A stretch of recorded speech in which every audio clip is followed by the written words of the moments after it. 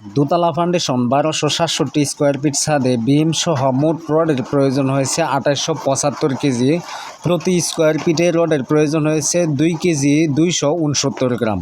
ছাদ ঢালাই করার আগে এই বিষয়টা খুবই গুরুত্বপূর্ণ। এই বিষয়টা অনেকেই খেয়াল করে না। এটা হচ্ছে আপনার ছাদে রড বার্নিং করার সময় কিন্তু অনেক ধুলাবালি এবং কাঠের ময়লা আবর্জনা এগুলো থাকে। তো এই জন্য ছাদ ঢালাই করার আগে ছাদটা ভালো করে পরিষ্কার করে নিতে হবে।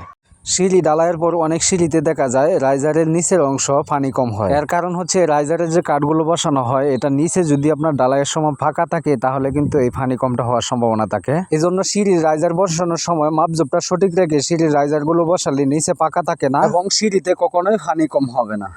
অনেকে আছেন দোতলা অথবা তিনতলা ফাউন্ডেশন দিয়ে আপাতত একতলা কমপ্লিট করে রেখে দিতে চাচ্ছেন। সেক্ষেত্রে ছাদ ঢালাইয়ের পরের দিন ছাদে বাঁধ দিয়ে এভাবে পাতলা করে গোলা দিয়ে দিবেন। তাহলে পরবর্তী ছাদ আপনি যদি 4-5 বছরের ভিতরে না করেন তাহলে ছাদটা আপনার সুরক্ষিত থাকবে, ছাদ ড্যাম হবে না। সকলে এই বিষয়টা খেয়াল রাখবেন।